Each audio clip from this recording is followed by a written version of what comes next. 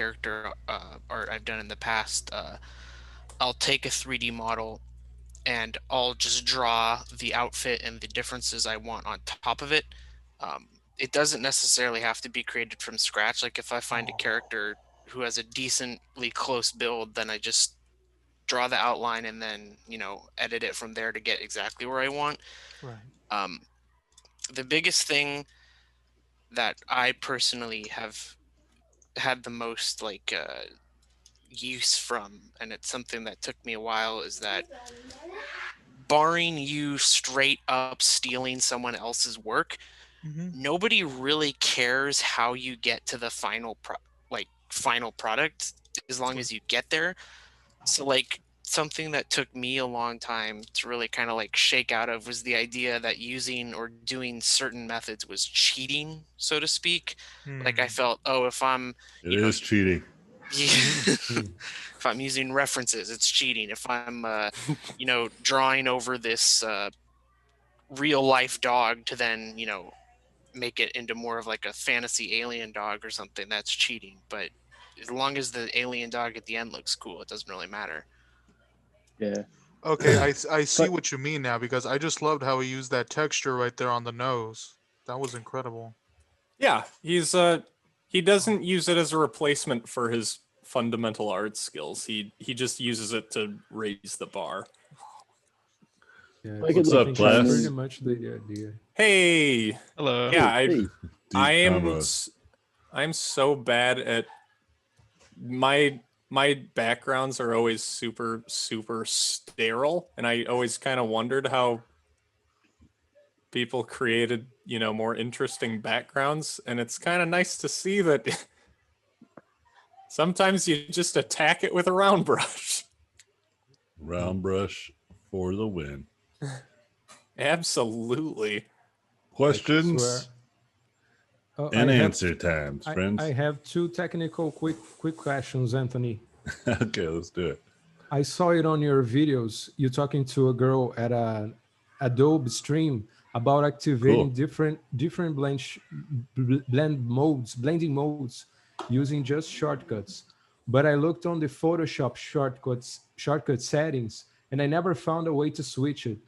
Neither was online anyone showing how to do this. I And know. It's the top way you secret. do the way you do is saving a new brush with a different blending mode that already attached to it, or is there a way to switch without necessarily changing the brush? Yeah, just hotkey. And the hotkeys are when you have the brush selected, Shift and Alt, and then a letter. So, for instance, Shift and Alt and D is color dodge. Okay. Shift Alt and E is difference. If that means anything to you. Shift Alt R is nothing. Q, nothing. Isn't A is linear Yes. burn. But those are the default ones, right? For example, for switching to multiply I'm a right-handed artist, so pressing Alt, Shift, and M with just my left hand seems a little bit off. We're kind of stretching too much the hand to do it. Sure. Is there a way to switch? For example, the I don't know multiply? actually. No, but I usually use the default. I think it might be like Shift Alt Control K, I think, is the menu to set your own. Because flipping your canvas, does that have a default button? Because I've always No, it set it doesn't. myself. No, Anthony's he personalized it. Yeah, I use Control W for mine. Okay. But to your point, Mauricio, like I don't know, because I don't even know where to look to find it. Now, and it's funny, I accidentally found these shortcuts after the many years using Photoshop. I accidentally switched, and then I was like, "Wait, what?" And I was like, "What did I just press?" And then I backwards engineered from there. Yes, they're still pretty useful. My question is just about some very strange changing it, yeah. stretched ones that you kind of have to dance with your hand to get there. But There's an but alternative that's fine. way where you can buy macro keys. Basically, they're like keyboards that are just buttons, and some of them are really high tech, and they have like LEDs and stuff inside them. Mhm. But you can set like a key on this like little micro keyboard that will just do that macro for you. Mm. Very nice. That's a way that I think a lot of people who don't want to like, stretch their fingers all around, but that's like, you know, hardcore gamer. And so it's Uh-huh. up to you to decide. I have friends who do that. I like to keep things pretty vanilla because it allows me to stay nimble. Because it's like, what if there isn't my thing, you know? And I get really used to it, unless I'm trying to do a demo at like a school or at somebody else's computer. And I'm like, oh man, I don't have any hotkeys. Like, how can I do anything, you know? Yeah. And I don't like that feeling of like being really manipulated by the very specific standards. Yeah. So that way I'm pretty nimble. Like it's still pretty like I still need like a computer, Photoshop, all this stuff. But even still, like even if I'm in like a different software that's not Photoshop, but like they have some principled ideas that like I can adjust pretty quickly, Mhm. which is And the really other, helpful. okay, thank you. And the Mhm. other technical question I have for you is that I noticed that you, most of the time, you have a pretty hard brush that's set up to 100% in opacity and flow, and this makes so much easier to block in initial shapes with graphic read. But Uh-huh. I was under the impression watching your videos that with the same brush you are able not only to make these opaque solid colors Yeah, sure. but also subtle gradations as well. Is this impression Yeah. correct? Yeah. I like the And way you how talk, by the way, and Mauricio. You use very like uh, very like dictionary based like words. Like, is this the proper impression? And I'm like, what? yes, Yeah, dude. I'm trying hard. I actually wrote down this question so I didn't forget No, that's great, man. I how to like it. pronounce it. Yeah, It's mixing it up for me because I'm used to And people just saying like, is that cool? Right on, like just like very they speak in expressions and idioms, but you're like it's very deliberate. It feels like every word you're saying. I like it. yes, I'll catch on to your more common phrases. And No, it's but okay. I if say this I like it. I'm impression, not saying you should change it. I'm actually saying I like it a lot. Anyway, go ahead. thank you. If this is impression is correct, Anthony, Uh-huh. how do you configure that brush? How do you set up it? So this is unfortunate. The answer that I'm going to give you. It's not unfortunate in the sense that it's not an answer. It's unfortunate because the answer is not an easy solution. A good example of an easy solution answer is the one I just gave about the brush, right? Like, Mhm. just this is the hotkey. And you go, all right, great. Even like technical stuff, like so when people have a hard time with anatomy or something, there are some answers to those types of questions that are really easy to get people started and make some changes. Some of this feedback that I've given you guys so far, like clarity in your design, that's stuff that you guys are able to apply right away, you know, to your concepts and Mhm. help improve them immediately. This specific question, the problem with this is that it's like asking Usain Bolt, the sprinter, the Olympic sprinter, right? Mhm. Whenever you run really fast. How do you do that? Mhm. Do you get kind of where I'm going with this? Yes, you It's have like, control in your yeah, hand. it's like watching an Olympic acrobatic or like gymnast or something, right? Doing like a triple flip and be like, hey, like I noticed that you did a triple flip. Like, how do you do that? You know? And it's like you can't just tell somebody to do it, right? Because it's like one of those things. And so this is uh, an example of like I have really good pen pressure control. See that? I went from super opaque to very translucent, right? Mhm. And I have control. That's just it's one of those things where I can even control what value that is. Like that is like somewhere close to the 50% mark. You know, whenever I go, like I can get like really close to where I want to be. You see that? Mhm. So now I'm there. You- right? Your brush changes the hardness of it also based on your pressure. Yeah. And an exercise that I usually will tell people to try to do just to see how effective they are is to see how lightly you can push Mhm. until you're fully opaque and see how gradated you can get. Mhm. And most people have a hard time doing this, right?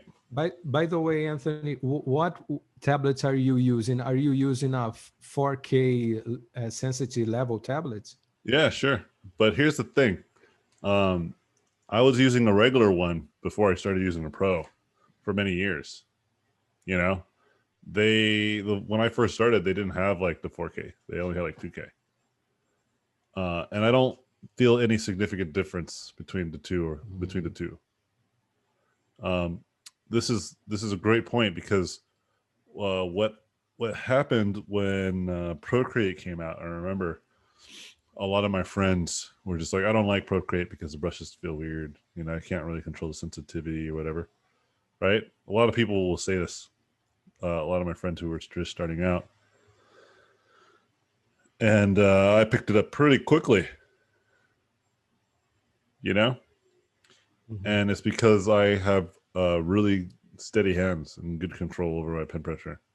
This is a skill that I've obtained. You know, Mhm. and so I really don't need um, I don't need anything fancy, right? Like just to kind of show you, even in a different context, I'm gonna put my pen away. Okay, so now I'm just painting with my mouse. Okay, Mhm. and Okay. I can still design pretty cool silhouette. Actually, you know what? Let me make it easier on myself. I really love that brush you're using. So triangly. It's just a What triangle brush. It's just an upside I don't down know. I triangle. don't know why I don't have that in my Photoshop. Like, what am I doing wrong? You just make a triangle and then just make it. Yeah. Wait, Um, seriously? You can do that? yeah, just make a triangle and then turn it into a brush preset and then just fudge with it. Well, damn. Yeah, man. Learn how to make some brushes. Hey, you can download these brushes. Just Google Anthony Jones brush tool preset Nope. and Don't just do download. that. No, no, no. Why? Wait, Anthony. You have brushes? Nope. Yeah. Yeah, of course you could use my brushes. They're actually on my website too. You can just go there. There's like a place, it's called resources. Oh man, why are you holding out on us like this? Yeah, it's not about the brushes, Vic. Oh yeah, that's true. But yeah, I was just joking. Of course you could use them. I don't care. The And previous brush is there as well. it's just a round brush. That one is like straight out of Photoshop. Okay. And so but yeah, like yeah, you can see here I can still kind of work pretty effectively just using a mouse. And I think what ends up happening is that, you know, people see this trickery and they want to believe that it's something else going on.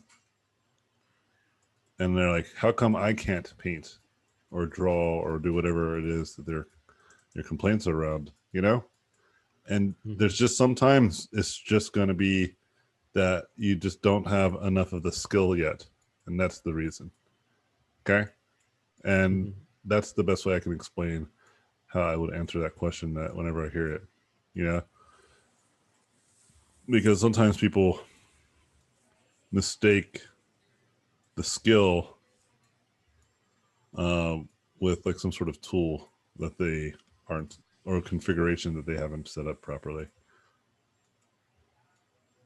you know. And Mhm. um,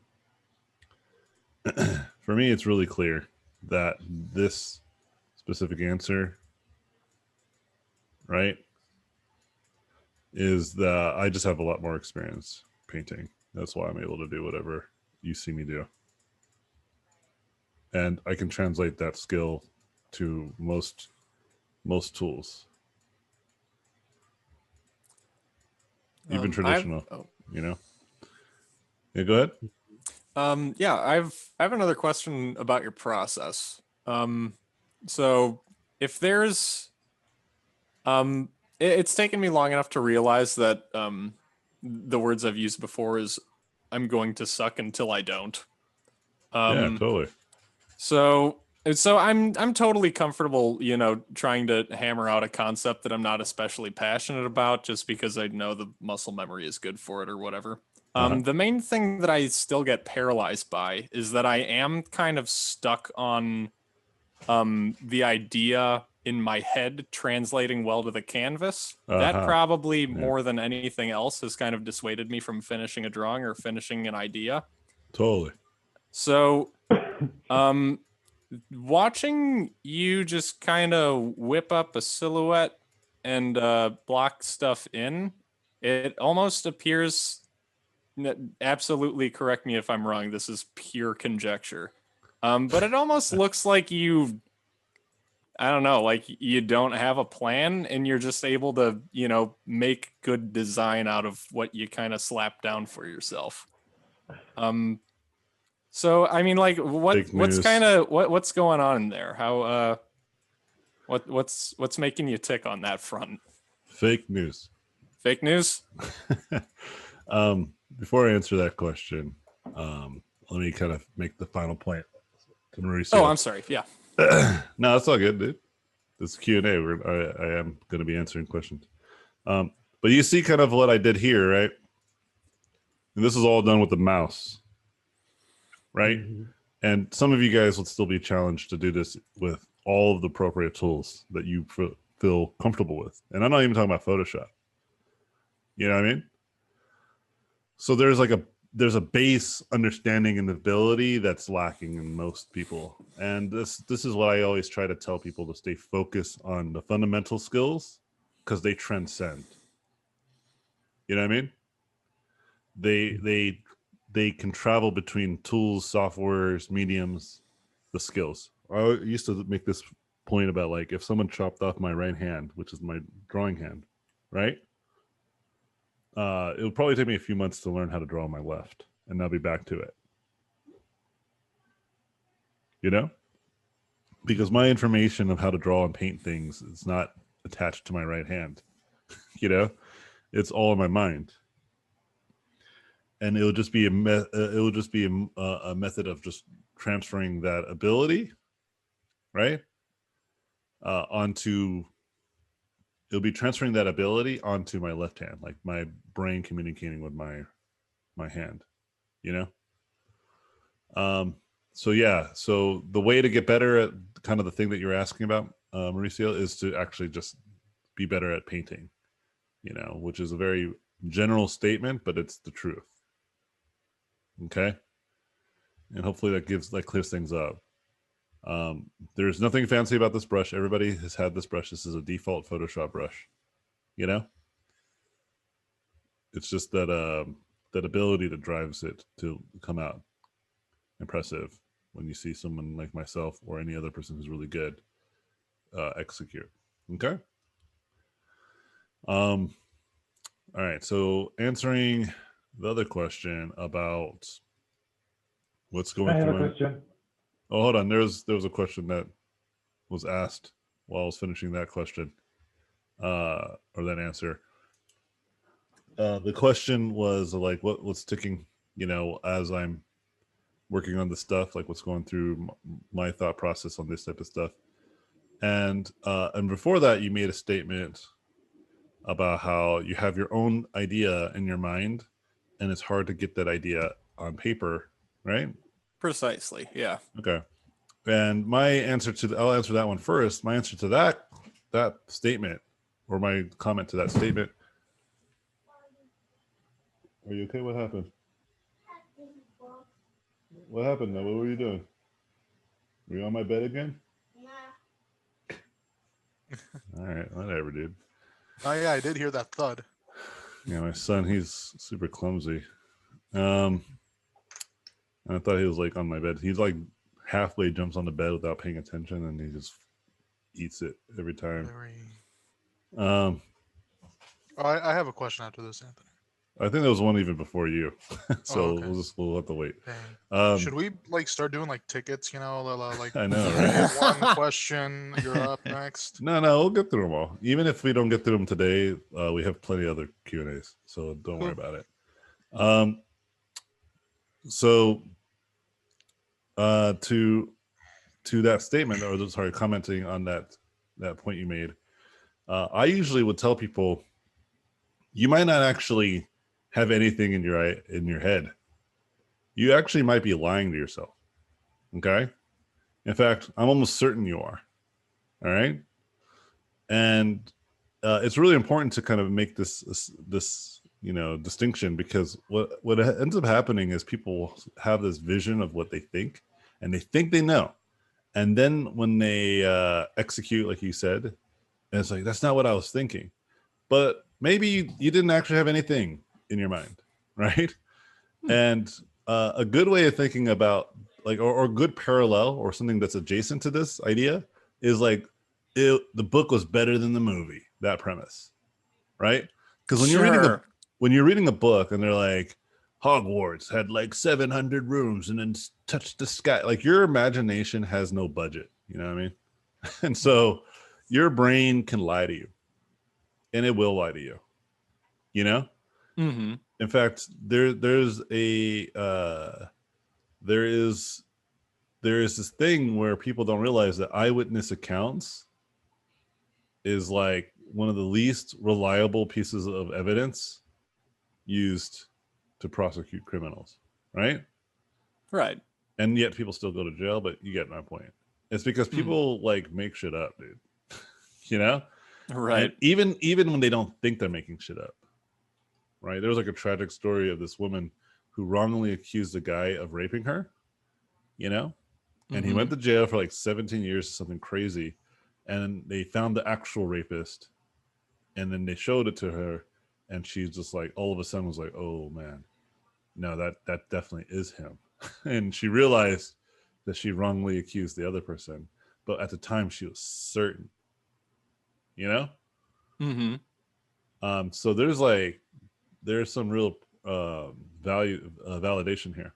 And I always tell people that you might not actually have any information there, and it's dangerous to think you do to what you said. You might paralyze yourself because you might have this false sense of, if I only knew how to take my ideas and put them on paper, then you know, then everything would be all right. Or some other kind of like diversion, self-inflicted diversion, when in reality you're not addressing the real problem, you know?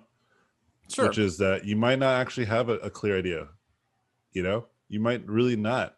And I've experienced this, not necessarily personally, but like with clients. Clients have this happen. They do this all the time. They always think they know what the hell they want until you show it to them.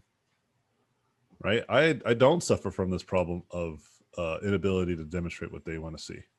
Yet when I show it to them, they're like, that's not what I wanted to see. I was like, that's what you said though. You know? Right. And for example, I remember I was doing these tree designs, you know, like tree creatures. And the client's like, we're going to change it up. I want to see something super unique, something that no one's ever seen before. You know, not these lame old humanoid tree people. And I was like, okay, like, let's do it. And I did some really, really crazy tree designs, you know, absolutely crazy designs. And they're like, that's too crazy. Can you make it more believable, more like grounded? And I was like, yeah, okay. So I did, and it's still too crazy. Can you make it more grounded? And I just kept on doing that until the point where it literally was your run-of-the-mill tree design. You're like, perfect. You know? Nailed it. So what you really wanted was just a regular tree design. Now listen, I don't care if that's what they wanted. It just was like they didn't know what the hell they were talking about. You know? Right. And so don't do that to yourself. Okay. And there's a really great way of thinking about this as well, which is you're always safer just assuming you don't know anything than to assume you know something and get it wrong. right? Right. Because it's harder to come back from that, right? It's easy to come from a state of ignorance and gathering knowledge and wisdom, right? New information, than coming from a state of arrogance that you think you already know what you're doing. It's just something else is wrong. Some external factor is what's going wrong, right? And then when in reality is it's always been an internal problem and you just never addressed it, right? And there's this whole movie called the Big Short, I think it was called, and that was like the premise. That was like the opening line was like something along that quote. And the whole point of why that was great, why it made so much sense, is because everyone thought that the housing market in America would never crash, right? Everyone just assumed that everything was running as usual. You know what I mean? Yeah. And then sure enough, um, the housing market crashed and a lot of people got fucked over, you know? And so, and that's like the same kind of thing that's happening with, COVID-19, for instance. Like everybody thinks they know stuff. Like everyone's all of a sudden a virologist, you know? I was talking to my buddy about this stuff too. And he was just like, well, the CDC said this. I was like, well, CDC isn't like always objectively right, you know? And I said, we have to look at meta-analysis and like larger studies. And I said, what's great about Corona or COVID-19 is that we don't have to look at our own nation. It's happening to everybody. Everyone's getting fucked by this thing, right? So there's a lot of like case studies and evidence outside of our own nation that we can kind of take note of, right? So I remember, I think last night, for instance, the president was making this claim that the CDC said that 85% of people wearing masks got sick from COVID, and I was like, this fucking idiot, dude. Why is he just saying stupid stuff and like just out of nowhere, right? And it's like, bro, every nation, I mean, this must be some really crazy coordinated bullshit. Every nation who like put into motion strict and strong mandates on wearing masks, their COVID numbers are remarkably in control. You know, it just is. Like Japan, who like almost literally did no shutdown of any kind, right? Like nothing like what we did. Like I think have total of 1,000 deaths, like somewhere close to 1,000. Like let's see what the hell they're doing, bro. Like what? Like they are a huge nation too. They're not like the small European nations. They're a large, massive nation, right? With tons of international trade, you know, and they are pretty close to us, you know, and yeah, they're incredibly clean culture, right? They like clean up after themselves. They don't litter. They like wash their hands. They don't like fucking yell at each other's faces. Oh yeah, You know, absolutely. yeah, they are well mannered, and they wear masks when people are asked to for health. As a society, they're like, They yeah, we they, get it. Let's do it. they, You they know? even use masks before the pandemic. Like high Yeah, they're school like, kids, if they have like yeah, a they're small like, hey flu, they'll use guys, masks. yeah, they're like masks are tight, y'all. Like you guys are weird. Like America, you guys are weird. Like why are you guys super weird about masks? Like, yeah, all the cool kids are doing it. But this is the whole premise of like if you think you know like everything, you look like a moron when you're wrong, right? And Sure do. and so this is why it's really important to not do this to yourself accidentally. Okay? And so okay, so now with that, I'm going to answer the question now that was attached to that statement, right? Now that I've kind of set the stage a little bit. So you're asking me like, what am I thinking about while I'm painting this stuff, right? Like it just seems like I just jump right in and just starts working out. Well, let me ask you a question. Do you know how to walk? Yeah. Cool, man. Congratulations, man. Thank And- you. All right. Now, when you walked to the kitchen or you walked out of bed to the living room or whatever the heck you did today in terms of walking, right? You walked to your computer, right? Did you think about the steps you were taking as you were walking there? No. How come? Those neurons have just been firing often and long enough, it's second nature. So that is exactly what this is like for me. Okay? I am not like thinking about anything. The reason you should know that this is true, because I'm like talking to you as I'm doing this. Mm-hmm. Right? There are some stuff that if I don't know how to do, right? It's hard for me to talk while I'm working because I am definitely focused on what it is, right? Because I'm actively looking at the problems that are facing me and I'm like trying to solve them consciously. Okay. Right. And for me, when I make this statement, I want to make sure that you understand the reason why this is happening is because of tons and tons of practice. And I like what you said, those neurons already have a pathway. They know what they're doing, you know? Sure. And so when you think about your walking ability, like you've been doing that since the first days you were able to walk, which was many years ago, right? And you've been doing it ever since. I have been painting this type of stuff, right, for nearly 12 years now, going on to 13, right? Mm-hmm. Continuously and constantly. And so now it's like it's second nature to me, you know? Sure. And the way that I got there, just like walking, right? You got to train the fundamental stuff. Okay. Now, unlike walking, drawing and painting at a high level is a much more challenging skill, right? So I like to think of it like this. Imagine, you're a skilled walker, but it doesn't make you a skilled gymnast or a skilled parkour runner. So what do you have to do? You have to start doing parkour, right? Mm-hmm. And so, but you're not able to do any of that unless you learn some fundamentals of walking. Once you do that, then you can start learning the fundamentals of parkour. And so for me, it's the same thing. So for me, I had to learn the fundamentals of just drawing, right? Like perspective, anatomy, so that way that base, I know how to walk, right? And then it was about learning the fundamentals of design, the fundamentals of painting, and combining those two ideas together in a beautiful ensemble. Okay. Gotcha. And so when you understand it from that perspective, okay, which is really important to understand it from that perspective, you begin to appreciate the grind in that regard of like you're trying to put in those mileage so you can have a better and more clear path to excellence. You know what I mean? Mm-hmm.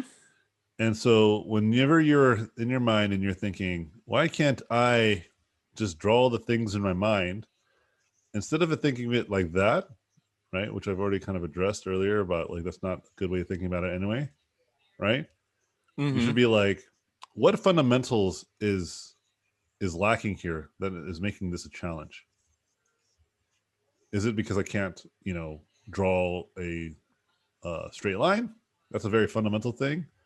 And maybe I'm taking that for granted. Do I actually know how to draw straight lines? Right?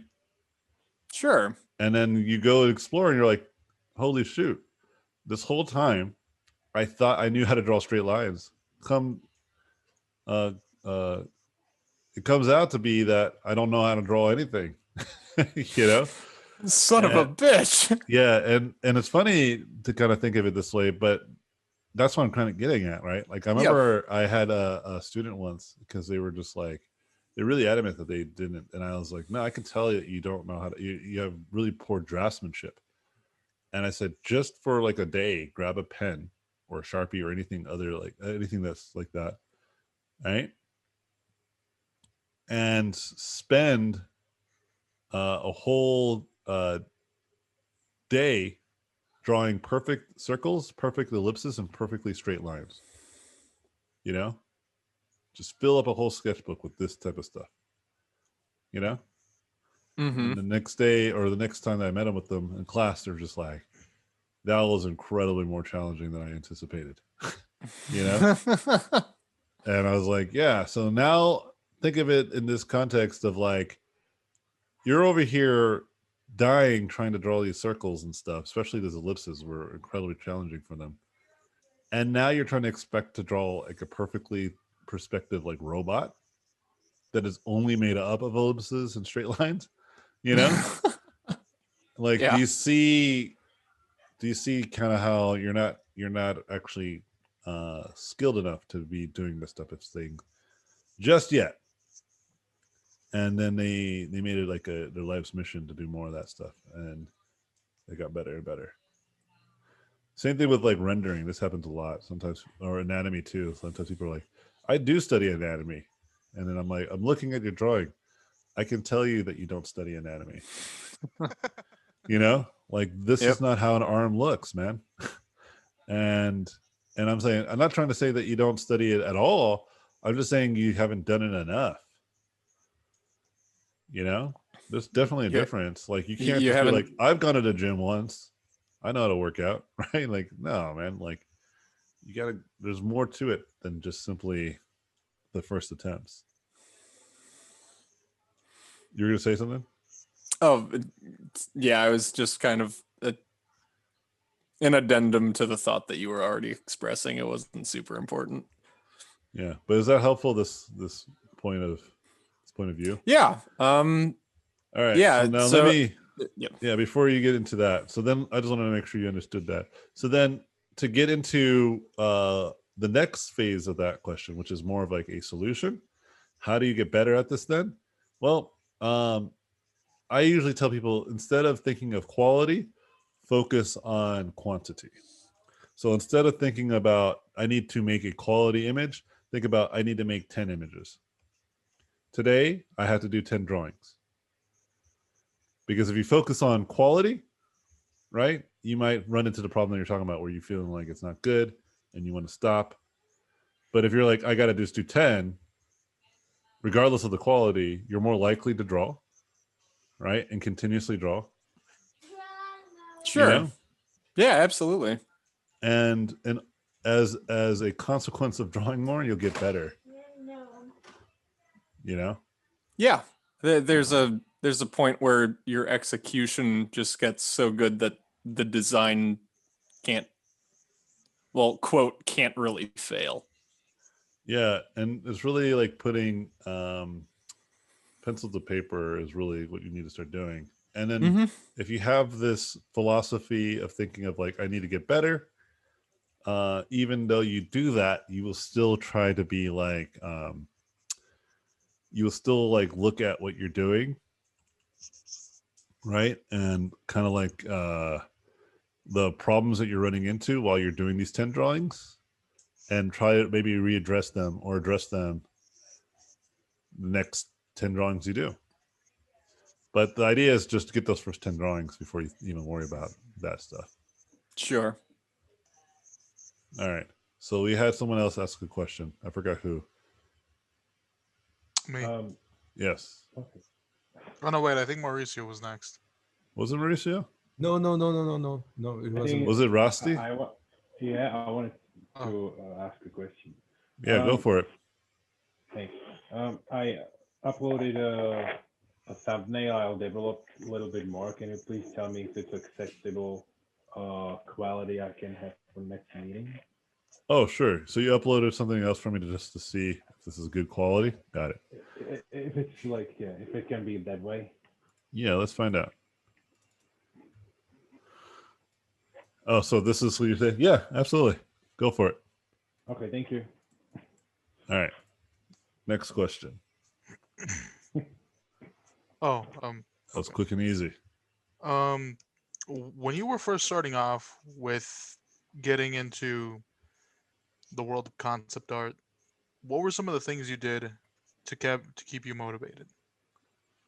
It's funny, man. Like I feel like you guys coordinated with the morning class. They asked some of the same questions. The thing is that like that's a really important question to me because it's just I used to be like I don't know how to say this. Like I don't want to say I used to be passionate. I'm still passionate, but it's like I used to be so much more motivated when I was younger to like Sure. all I ever wanted to do was just stay in my room and just draw. And it's like the only thing that ever existed in the whole damn universe was just the drawing, you know. Hmm. And as I got older, it just like and just working all these dead end jobs just to meet my basic needs of survival just kind of like have been sucking my soul dry. And it's like I just don't find it's so hard to me for me to find motivation in just about anything. And it's like, and when I saw that like I just lost motivation in drawing in general, it's like no, I can't live like this. I got to do something about it. Yeah. So I'm gonna answer this a little bit differently than I'd answered it in the morning class, but you should watch the morning class too, so you can get even a more complete answer. A little bit differently, not entirely differently. So I usually tell people stop focusing on being motivated. Okay. Motivation is incredibly fickle. Okay. Mm. And this idea of motivation is, I think, is counterproductive. Okay. Mm-hmm. Because motivation implies that you should be feeling good. You should be having a great time. Right? Like, man, like, this is awesome. I'm going to get this done. I'm going to start doing this Right. stuff. Right? Yeah, It that's implies. exactly how I will feel. Yeah. Okay. And I'm saying just change the narrative here. Okay.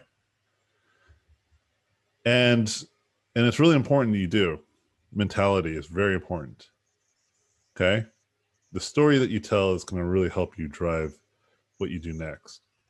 So if you instead of thinking of it like, okay,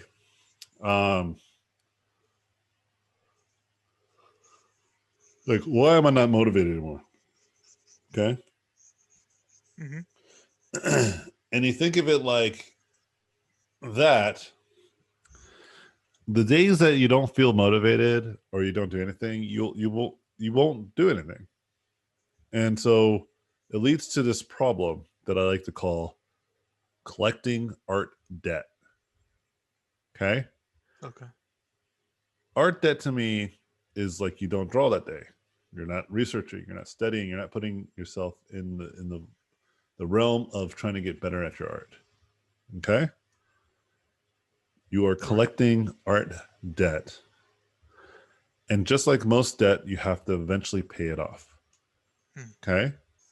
Right. But art debt, the way you pay off art debt is with anxiety, depression, regret, remorse, frustration. That's how I usually pay that off. Right. It's not a great piece of currency to pay that with, you know? Definitely. And so I'm like, so you need to pay your art bills. That's what you got to do. These are bills to pay. Okay? Mm-hmm. And just like bills. Huh? Can I sleep with you tonight? Heck no. Get out of here. Please? Heck no. Mama's not Get out of here. Stab me with your pen. I'll stab you again. But can I sleep here, please? No, Julian can't. Go tell Julian. No. Get out of here. I'm not telling her. No. Only me. Anyway. Yeah, just like regular bills, you know, you don't want to have to pay them. Right? But you got to. True. It's out of necessity. So I usually tell people spend less time trying to feel motivated and inspired. Okay. And spend more time being patient and diligent. Okay. Patience, I think most people understand. Right. With time and effort, you will eventually get to where you want to be. Right. Mm-hmm. If you're paying those art bills, you're putting money into those stocks, you know what I mean? Eventually it's going to pay out in dividends. You know what I mean? Gotcha. So if you do that, if you think this way, check it out. And you start doing that, right? As I'm suggesting. Okay. Mm-hmm. You put yourself in a better spot. And the diligence part, what that's supposed to do, the diligence is supposed to help you with. All it's supposed to help you with it's a simple premise of some days you don't feel like doing shit. Some days you feel worse. Some days you feel like shit. Okay? Right. But diligence is, regardless of how I feel, though, I just got to do it. And remember, I told you, don't focus on quantity or quality, focus on quantity. So if you're in a situation where you're already feeling very demotivated, or you're not very motivated at all, Right. you don't put that much time into stuff, then you got to do things that will challenge that and do things that are digestible. So if you went from 0 drawings a day, then do 10 drawings or a minimum of 1 to 2 hours of drawing every day. 1 hour in the morning, 1 hour at night. That's it. Task number 1. Do that for 20 odd days in a row, then bump it up. Do 2 to 3 hours a day. Do 20 drawings, 20 studies. You see what I'm getting at? Right, definitely. And so stop making it about being motivated. Start making it about just doing a thing and keeping it within reasonable grasp. I think the problem a lot of times too is that people go cold turkey, right? Because they're like, today's the day. I'm going to go do everything. I'm going to do all of the things now, right? Yeah, that's me. And then they do that for like a couple weeks, and then they stop and ultimately fail. Yeah, that's definitely me. Yeah, and don't worry, man. All of us do it. It's not just you, okay, including myself. Because one of the things I've started doing now is, well, I mean, I'm not sure if this counts, but like right now I'm in my room and I started like kind of like decorating it in a way that feels more artistic, and like I have some paintings up on here from some of my favorite artists. I kind of like to look at it and just like gets gets me in a good mood, Uh-huh. gets me like I just want my room to start feeling more and more creative, and just keeps me away from distractions. Yeah, just little things like that add up. hmm And like And right next to me, like I have like my little bookshelf over here with all my art of books from like all some of my favorite video games.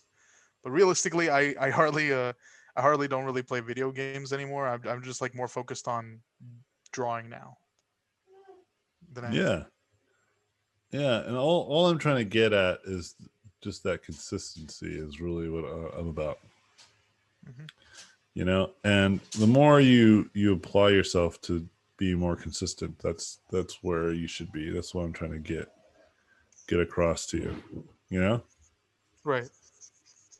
And I think that a lot of times people, like I said, they do the P90X approach, which is like they get this program. This is in 90 days, you're going to be fit and healthy.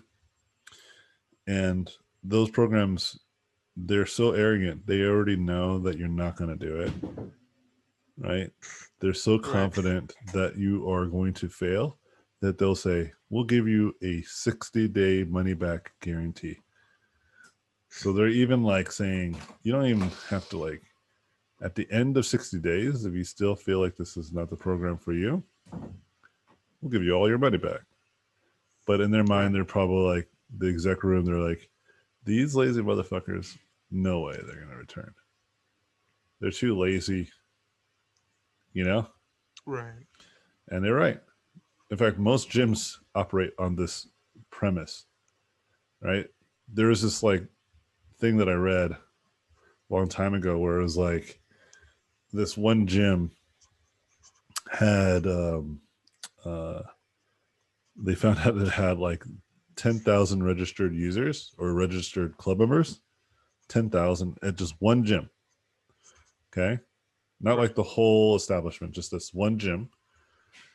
Okay. And they found out that many people were going there, but the capacity of the actual facility was like 300 people. Meaning that if whatever reason, everybody who, had a membership at that gym decided to go to the gym that day, you wouldn't be able to. Okay. And we know of people like this, as well as probably we are the ones that do this, where you may have a gym membership and you've only went to the gym like once in a whole year, meaning that you've paid into this gym membership for 11 months out of the year in which you never even went, you know? And you just wasted money. Yeah. And don't think it's just about gyms. Like it's other things like subscriptions to stuff, right? Like the box. Like I told you guys, I switched to Dropbox because I was subscribing to Box this whole time. And I was like, you know what? Should I though? Like I remember at the time I did it because Dropbox didn't have an option to upload, right? And I was Mhm. like, you know what? This is a good time to just investigate and see if they actually do now. And they do. And I was like, fuck yeah. Fuck you, Box. I'm out of here. Like, no more spending needlessly for another uploader or cloud storage. You know? Right. Zoom allows you to upload photos, files. So that alone was I was already about to pull the trigger just from that one alone. But Dropbox is better. Gotcha. Cool. And so, yeah, just remember that. So you need to kind of be in a position of thinking where you're always uh, being motivated by discipline, you know, instead of motivated by like how you feel. Because the reality is that is the difference between winners and losers. Okay. The Okay. winners do stuff even when it's a rainy day. Okay. That's really the trick. There is no secret, y'all. Right? As I've talked about many times already with you guys, and many of you guys are already aware. And all these questions are very reasonable and very relatable too. Many people feel this way. But I'm trying to tell you, there is no magic trick. There is no like witch's blood that I've drank to get to where I'm at. The only difference between me and most of you guys is just that discipline. Usually. Some of you guys are just starting, so you guys might have just as much, if not more, discipline than I do, and go even further than I ever did. You know, but for some of you, it might be just a discipline problem. And once you get control over that, you'll be surprised of how effective that is. There is this controversy. I talked about this in the morning class, but I'll bring it up with you guys about something called the Portfolio Day. It was like all over Twitter. Which, by the way, I don't go live on Twitter. I hate Twitter. And I'm not sure if you guys are familiar with this, but apparently it's like this thing where you hashtag your portfolio, hashtag portfolio day, and allows people to find your work. Okay. I've seen this on Instagram actually. Yeah, I think it's all over the place, but I think Twitter is the place where people are yelling about it. Yeah, it was a Okay. couple days ago. Yeah, and I try to stay away from this type of stuff because it's a waste of time. In terms of staying away, I mean like actually engaging in it. You know, I don't like sit and engage and argue with people online anymore. I used to. I realize it's a complete waste of time from all levels. But what I realized, when I heard what people were complaining about, I was like, this is the problem um, of like, you know, trying to find some sort of indirect rationale behind what's going on behind you, you know? And so like a lot of these people were making the complaint of like, hey, you know, there's like these really expert artists sharing their portfolio and they're also tagging portfolio day.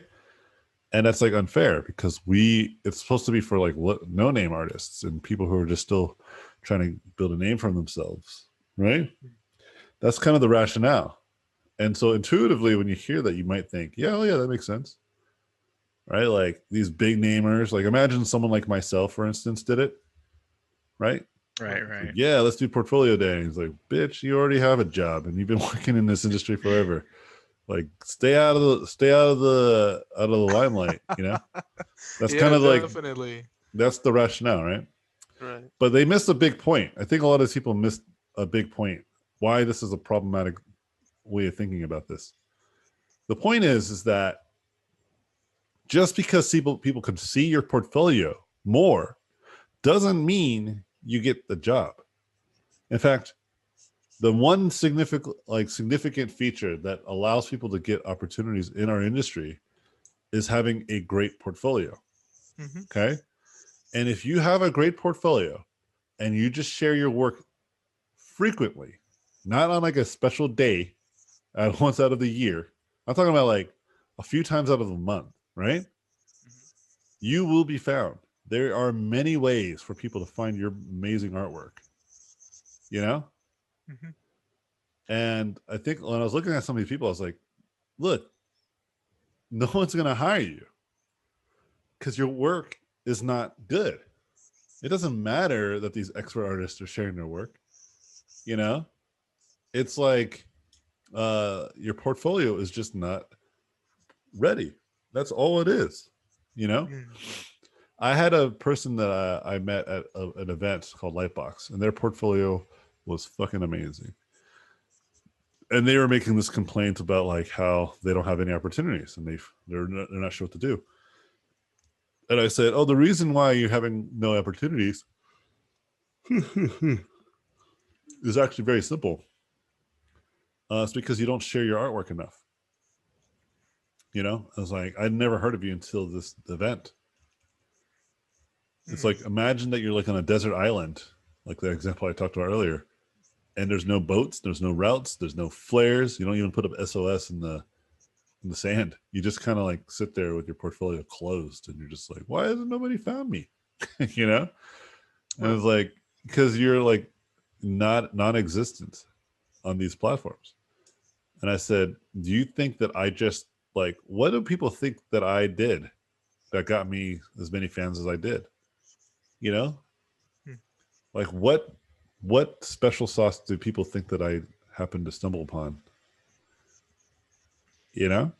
The magic beans. Yeah, and I'm like, no, man, I just been posting artwork consecutively for many years, consistently.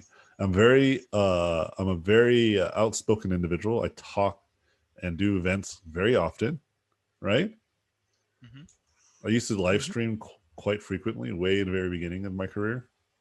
I did a lot of stuff to get myself exposure. I used my charisma to help me put my foot in those doors, you know? And I said, you just did not. That's why. You've been in a bunker. Top secret, like, portfolio, dude. And I was like, you don't have to be this outgoing individual. You don't have to be a person that's like all over the place. You just need to share your work so people can actually find it. And this was not in the context of portfolio day, but you know, I would encourage any of you who were like concerned about this type of stuff. Trust me, that is not why you didn't get those jobs or you didn't get those opportunities of those new follows. And even if you have new followers, it doesn't guarantee anything, you know? Right. And kind of the moral of the story here, and kind of the point I'm trying to make, is you guys should focus primarily on just getting good and sharing your work, you know? And don't get distracted by stuff like feeling unmotivated, feeling like your work doesn't speak to what you think about, you know? What kind of brushes that an individual uses. Like these are great questions that many people ask at the beginning, but the reality is they are also very much distractions, you know? Right. Because the real truth, and this is something I talked about earlier, which is it's actually simpler than you think, you know? And I like to use the context of like working out and eating healthy, right? Everybody knows that they should eat healthy and everybody knows that they should work out because it's good for them. Mhm. Nobody does it, True. right? Right. It's not like there's some sort of secret, yo. It's just nobody does it. When you look at like American culture specifically, you see that we are overweight, obese, and it's constantly growing. Even our kids are starting to get chunky, you know? We're normalizing unhealthy behavior because everyone's fucking lazy and they don't like getting their feelings hurt. Americans are spoiled, man. There's no sugarcoating that. Yeah, we are very, very spoiled. I gotta hate wear a mask, man. God damn it. Children, dude. Man, you know what really made me upset about Trump? Regardless of the policies, and by the way, there are some policies I actually do agree with. For instance, he did some releasing of nonviolent prisoners. I really believe that's something we should stop doing, like throwing people who are nonviolent offenders in jail. You know, like ruining their lives for, like, for instance, for selling weed or something stupid.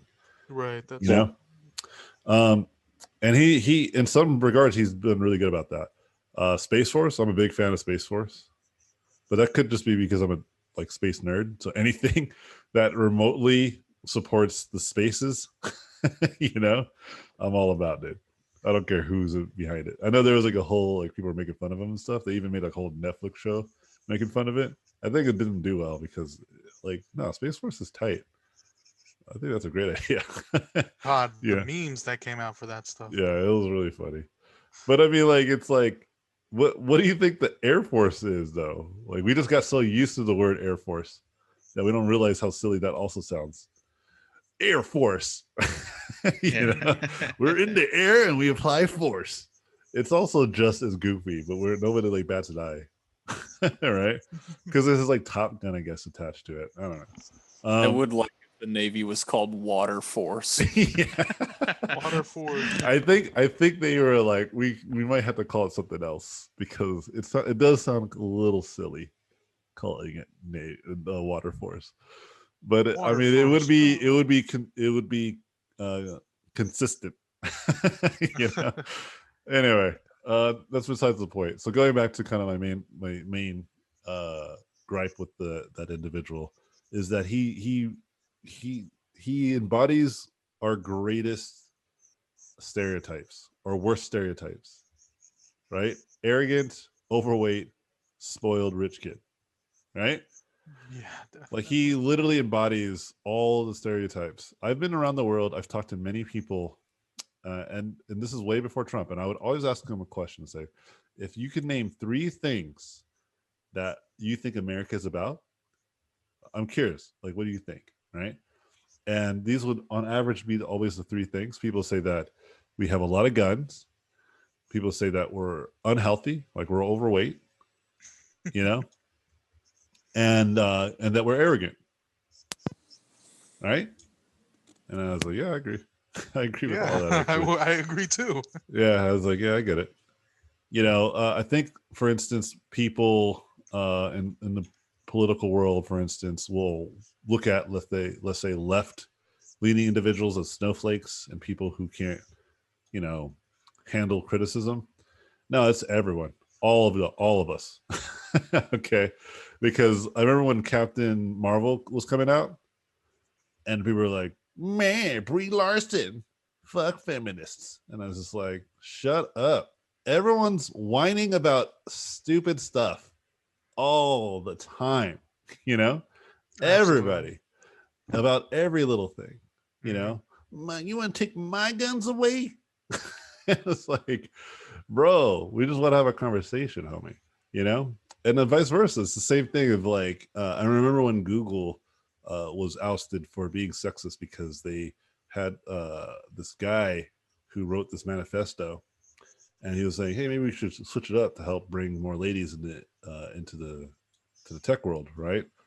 And it was very thoughtful, whether you disagreed with it or agreed with it. It was a very thoughtful thing, and it was supposed to be for internal dialogue, but people lost their goddamn minds. You know, like, nobody can just like have a critical conversation. In fact, um, I think it's always really interesting that people make the argument of like echo chambers and like you're living in your bubble, and then these same people like go on blocking sprees. They block everyone that disagrees with them, and I'm just like, yo, that's counterproductive. I think whenever people call people racist, that's counterproductive, even if they actually very much are racist. I just don't know how that works. Hey man, what? You're racist. Dude, you're right. I didn't think about it. You know what? I'm gonna change my ways, bro. Thanks for letting me know. That's not how you change people's minds, by calling people names and crying about everything, you know? And I think what's ended up happening, and I'll swing this back to art. I don't want to get too political. Like, what ended up happening is people have lost, they've lost hold of their own ability to control their egos, their insecurities, right? And this what drives a lot of people to have so much more anxiety these days about everything. And this is including art, right? I see it in the art world. I think you guys were talking a little bit about it earlier, right? Where you're saying how, there was a point where using reference was cheating, right? Like what drives that narrative? You know what I mean? Like what Yeah. drives that? Like why do you believe this? Why do you think photo bashing is not a good strategy, or using this or using that? What drives that? I remember I had a student once.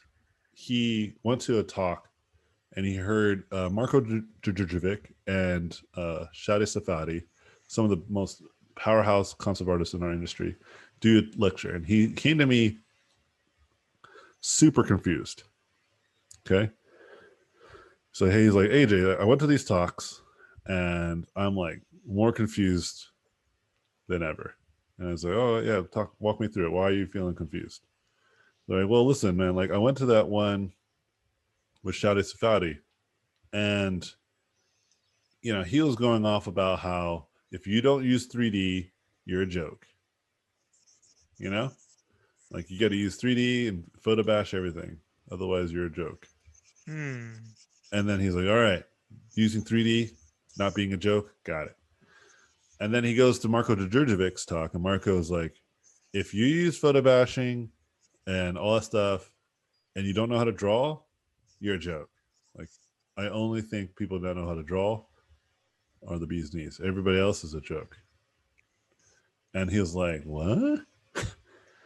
And so he came to me, he's like, because one person's saying I should do a bunch of 3D and using all these external tools. Another person's like, just raw skill, bro. If you don't got it, then you're a joke. So he was like completely like dumbfounded, And he asked me like, what do I do with this information, man? I'm like super lost. And I said, no, the reason why you're lost is because they're both right and they're both wrong. They're both right because they exist, right? Marco Djurdjevic owns a successful company, Six More Vodka, which primarily does 2D drawings, like handcrafted. Like if you go to their website, it's like some of the most amazing illustration concept art you've ever seen, hand drawn, right? Or hand painted, right? I'm sure they still use some 3D here and there, but you get what I'm saying. And then you go to Shadi Safadi's company, One Pixel Brush. Same thing. Some of the best engineered imagery you've ever seen using 3D, photo bashing, all this stuff. They both exist, and they're both highly successful. And that the reason why they are both right is also the very reason why they're both wrong. Because Shadi exists. Marco exists. And I said to him, but you're leading with your insecurities because you don't have a voice of your own. You don't know how to kind of make a statement in this industry. You were looking for guidance from some of your art gods, and they told you, go left. No, go right. And you're like, what? And I'm saying, go whatever direction makes sense to you. And there's nothing stopping you from going left, then right, or vice versa. Have your own fucking opinion. And I said, because it doesn't matter. And he's like, I know how to photo bash and use 3D. I love them. I love 3D. But I like to paint. I prefer painting. But it doesn't mean that I'm like looking at 3D like, my God, amateurs. I don't look down at people who do 3D because some of my favorite artists are 3D artists. People who've inspired me my whole career. And I don't look down at painting for not being photorealistic because that also is a driving force of my greatest inspirations. I think painting will most probably be always the easier and faster way to express an idea. Well, for now. Yeah. Right now, I agree with you.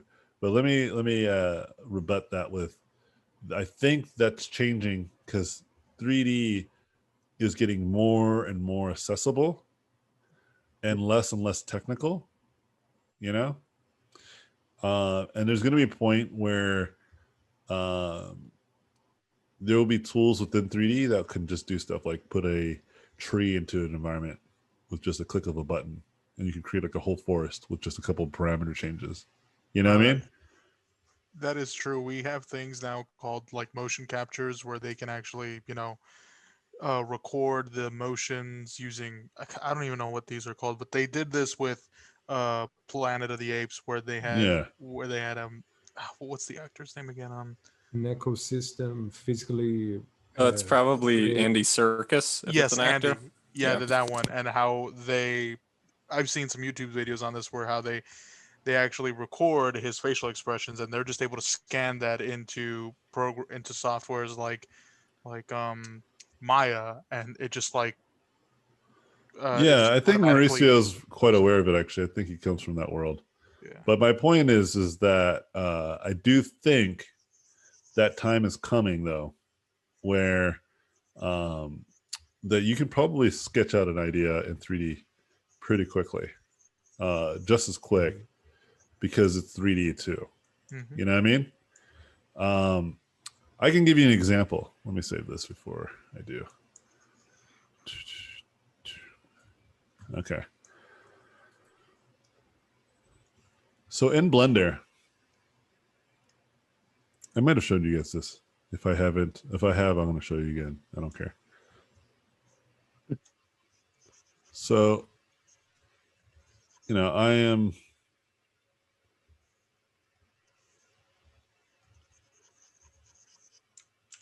I'm in 3D right now.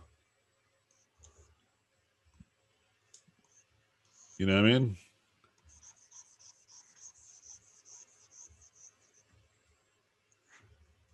And I'm able to create pretty quickly.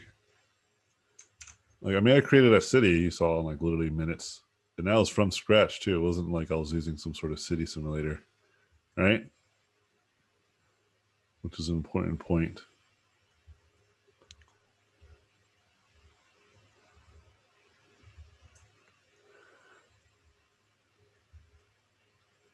Oops. Do you use any third-party render engines? Nah. Blender's pretty fucking great. I don't really feel the need. Okay. So I've made this I made this thing in using grease pencil. And with grease pencil, you can essentially draw in 3D space. You see that? And we'll use fill.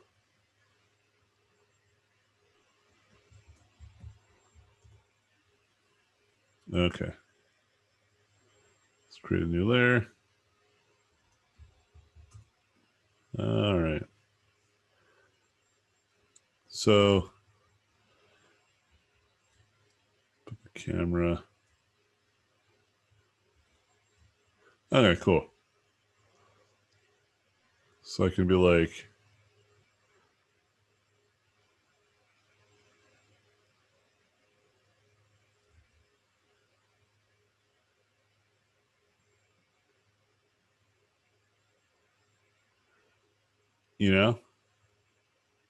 doing like a character silhouette.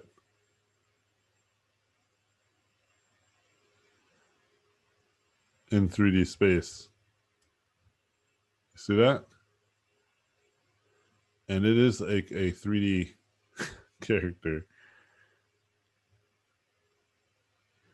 Well, not like 3D in the traditional sense, but 3D in like that it's in 3D space. Mm-hmm. And what I can do is like grab them and move them around.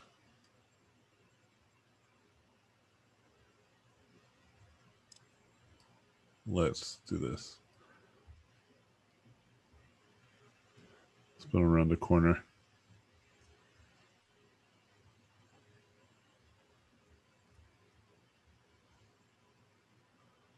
Okay. And then we can keyframe this.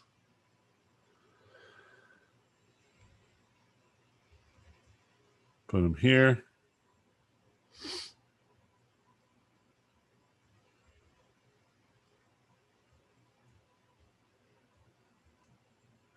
Okay. Oh, I accidentally duplicated it. That's not what I wanted to do.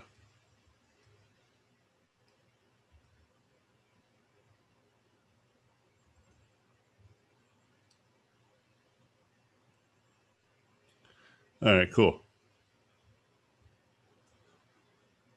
And so now I have like animation of this guy moving through, which is cool. Right? But this is all in 3D, and like this is like kind of a pseudo drawing tool, right?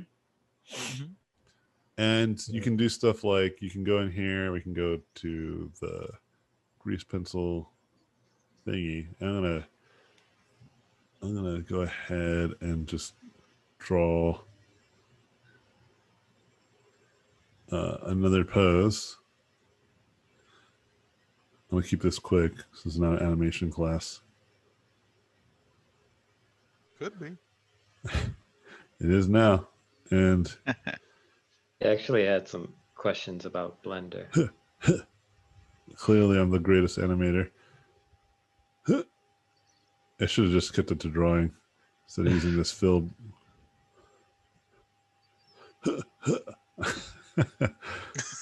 One kick man. Right?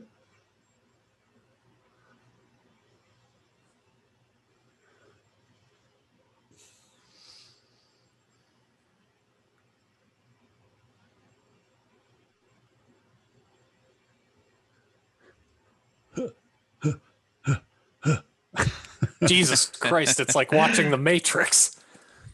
It's the greatest thing I've ever made.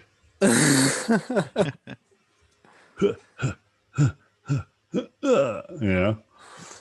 And this is all in 3D. And we can put like lighting in here. And we can like do a whole thingy, right? But check this out. Aside from this, let's get out of here.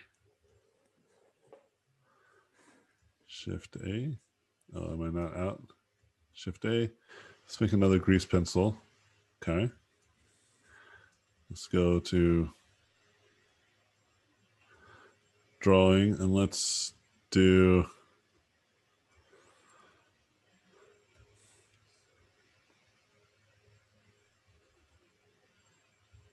okay. And let's yeah, okay. Yeah, so this is kind of acting like a drawing tool. We'll do stroke. We'll change the color of it. Oh, but we're in render mode, so it's going to be lit. Actually, no, we can go back to render mode. And then I can go to the layer. We can do layer and don't use lights. So it should be whatever. Okay. And you can sort of do like a painting in here. I was gonna say the strokes look pretty natural. Yeah, it's still weird. Trust me on this. But it's doable. So if you're even just trying to concept in 3D space, right? I wish Cinema 4D had this. Cinema 4D is for chumps. Oh, you've used it before, have you? No, I'm a Blender cultist. I just go for whatever, man. Whatever works, you know. Nope, Blender's the best. No. Just leaning hard into the. It's bleeding edge technology. So we could still use lights, but it's just not going to be as effective. I think it's because it's also like behind it. Let's see what happens if it's not. Let's grab this. Yeah, look at that. Which is cool because we could do something like area light Ooh. and do a little bit of that. But you see kind of what I'm getting at them, Mauricio, right? Like this is all in 3D, you know? And this type of stuff's only going to get better. It's not going to get worse, you know? And at some point, like a software like Blender might be able to do everything. You know, 3D painting, you know, sculpting. Hardwares will be stronger, so you can totally just run the show like doing that kind of stuff, you know? And it's going to be GG for those who don't know how to use anything, you know? And this is why I always try to, I mean, look at that. That's pretty cool. Yeah. Like, what a great way to try to do stuff. And let's be clear here, too. This is, like, you can, like, manipulate this. We can go to edit mode. We'll do the what you call it? Oh, those are all vertices. Oh, yeah.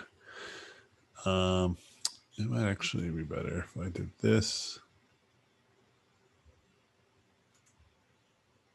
And so I can actually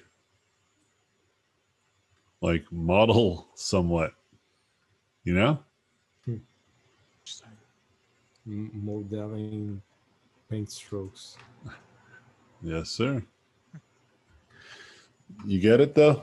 You starting to feel what I'm putting down? Like this is, in fact, even right now, I'm like, maybe I should try to like straight up paint a thing and see how it looks.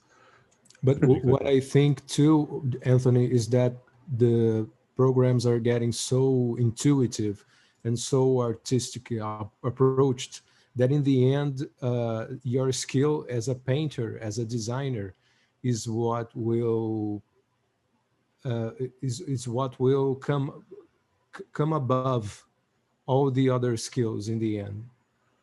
I agree. Is what will define the quality of your final product, not the tool itself. In the end, it's all about what you can design, what you can put into the canvas, be it 3D or 2D. Yes, sir.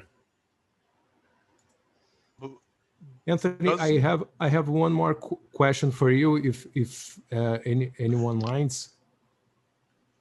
Oh, Yeah, no go for it. objections. Go for it. That's so tight. Anyway, sorry.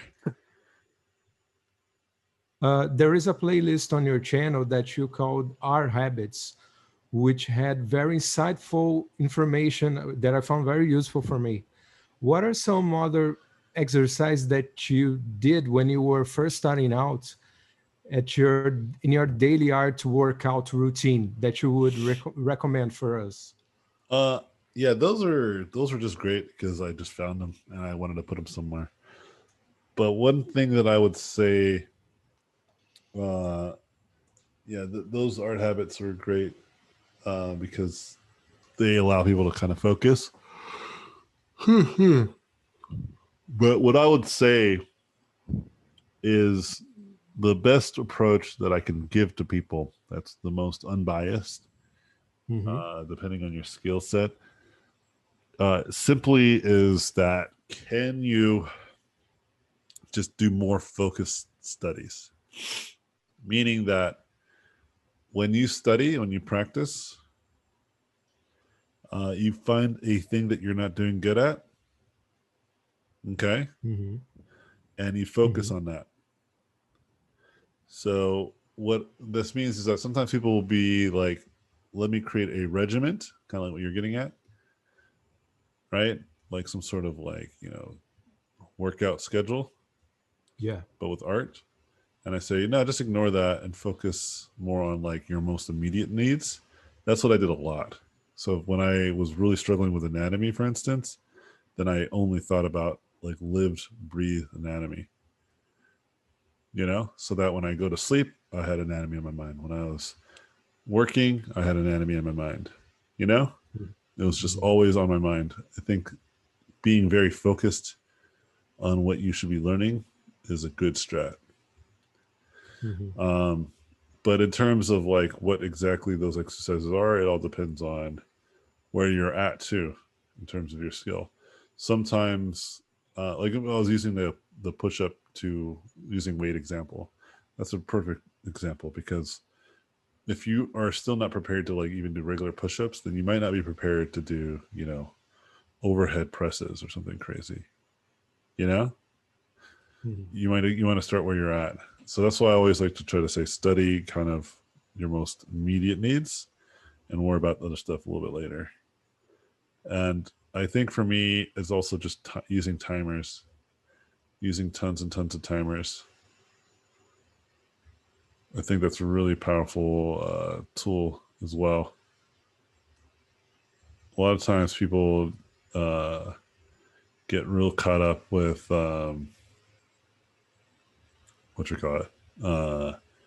like getting every part of the process correct. Like they want to make sure to do everything right. Where it's like just use a timer and just do stuff in an hour. Like don't worry about it. I'm a big fan, as you can tell, of just the mileage. Putting that time in is more important than anything. And I'm gonna end it on this question too, guys, so we can end the class. But I'll give you this answer too. Is like I saw this thing where people would critiquers like myself. They weren't. I don't think they pointed me out specifically, and I hope to think that I'm not projecting here. But I remember hearing this, and I'm thinking, oh, like I say this a lot. And one of the things that they say is like, ask your favorite artist for art advice, and then it's like a meme, and they come back and say practice, and that's the meme. It's like that. All they ever say is to practice. There's a couple of ways that people can take this. Is one, people can be like, yeah, that's pretty right. Like that's pretty accurate. We should be practicing, And then there's the other way of taking it I think people might get, which is that they hear that and they say, yeah, why aren't they giving us all the secrets? And I remember listening to this guy talking about how he thought that was bad advice too. He was like, telling people just to practice like a beginning artist is like one of the worst pieces of advice you could tell somebody. There's so many things to practice, so many things to get good at, like, and you're just telling them to practice like they don't know. And when I heard that, I was like I feel like this person hasn't taught a lot of people. I've literally taught thousands of people, and I just discovered people just don't practice. They just don't. And I don't mean like they don't try a little bit here and there. I mean like they really do not practice. They just mindlessly draw. There's a difference, Yeah. Yeah. And so like if you're mindlessly drawing Dragon Ball Z characters, you're not practicing. You're just walking around, right? Like remember I was using the walking analogy? You're walking. You're just walking down the street. We walk all the time, but I'm not going to be an Olympic athlete all of a sudden, right? That is not practice. If I want to be an Olympic athlete, I have to run 10 miles every day. That's practice. That shit's hard. You know what I mean? And if you're telling me that somebody runs 10 miles every day for a year is not going to get better at running, you're fucking nuts. You know what I mean? And that's nothing else to it. I'm not even asking them to do anything else, like interval training, weightlifting, just running 10 miles every day consistently, 365. You telling me they're not going to get better because that's bad advice that they didn't practice? Like that's crazy.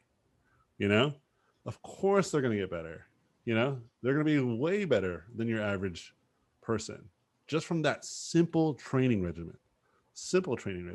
Like I'm sure you guys seen it, right? Where I did 100 push-ups every day for 30 days, right? And they get really good and they get buff. Like, are we really that surprised? It's like, no, of course it makes sense that they got buff. Of course they got stronger, Your appreciation of One Punch Man is becoming pretty evident with I with love that insight. Yeah, I loved when he revealed it's like my training, and it's like this super epic monologue. He's like, and the music's all crazy. It's like, he's like, oh, I do 100 push-ups, 100 squats. I run 10K every day. You know. I eat every morning. If you don't have time, a banana is fine. Yeah, and what I love about it, even though it's kind of a funny joke, right, is that it is making a commentary of just consistent training, right? And I love Absolutely. that. And so when I tell people like that's really what you should be focused on, you know, I really mean it. Okay? Because that's all I ever did. And I think also the mentality matters, because if you think about practice as just a matter of just drawing the same thing over and over and over again, I think also that you can get really good at that very thing. So for instance, running this 10 miles every day will get you super good. Like I said, that's impossible not to. But it might still not be enough to be an Olympic athlete, you know? And so the question then is, what after that, once you've done that foundational thing, what's the next step? You know? And if anyone who's interested in becoming an Olympic athlete, for instance, they will do that first step and then they will know what to do on the next step. They usually will have the guidance, whether it's from a coach or from their own understanding of like, hey, you know, running 10 miles is super easy, you know? So maybe I should try something a little bit more challenging. Like people will intuitively, if they were trying to be great, will add an extra thing on top of that, you know? Like out of just intuition, right? After 10 miles starts to become easy, you'll be like, well, maybe I should run 10 miles under a certain amount of time, challenge myself, right? Maybe I should try resistance. Like maybe I put some weights on my legs or something. Maybe I should run 20 miles, add longer distance. There are ways to change those variables to make it more challenging for you. And you can do the same with art. Okay, you know, drawing a character has become easier now. Okay, let's see if I can draw a character in under 2 hours, right? Let's see if I can draw 3 characters in a week instead of 2 characters or 1 character. You know what I mean? There are quantifiable ways to get better. You know, maybe I can try to draw this anatomy from memory instead of always looking at reference. Mm-hmm. That's practice. That's focused studying, you know, instead of just like mindlessly just doing whatever you think you should be doing, right? You should put some real thought into it. And I like to think of it this way because everybody's at different places in their careers and their skills. So it's really hard for me to be like, do this specific thing, you know, because everyone's different and everyone's mentality is also different. They're at different places, you know, so it's harder to just be like, yeah, just do this thing. Where taking a class with me, doing the mentorship is much easier because I can see what you're doing. I can see your progress or your lack of progress, and we can adjust according to your specific conditions, you know? And so that's why I think when you're on your own, you should think the same way. Don't be so hard on yourself and adjust according to what your most immediate frustrations are with your work. And then just stay on that for a week or so. And then move on. You're never going to get it 100%, but you just keep moving around. Like one week it's like design, next week it's anatomy, next week it's like lighting, next week it's like materials, and then you're back to design again, and then you're back to anatomy. You just kind of keep circling around, you know? Mm-hmm. Attacking one subject at a time. Yeah, because your brain can't really handle too many anyway, right? Mm-hmm. I think I told, I forget who was in this class, I told them, because they were taking multiple, they were doing multiple classes, and I was like, you can take it easy. You know, like, because I'd rather you focus and get better than stress out. Anyway, all right, cool. Hope you guys enjoyed the Q&A. It was great Q&A. A lot of great questions that were asked. Hope you guys enjoyed the demo. I'm done for today. I'm going to go to sleep. That's a lie. I'm probably going to do some more work and then go to sleep. But I appreciate you guys' questions, your hard work, and your continuous efforts. Keep it up. Don't be strangers to one another. And I'll talk to you guys later. Have a great weekend. See you Wednesday. All Have a good take night. it Have a easy, good Yeah, guys. good night. Later. Thank you. Good night, guys. Thank you for watching this video. I appreciate it. Please subscribe to watch more in the future. If you like the video, I would appreciate a thumbs up. If you like this content, you can go to my website, robotpencil.net, where you can find mentorships, tutorials, and a Patreon to get more exclusive content. Thanks again, and I'll see you guys in my next videos.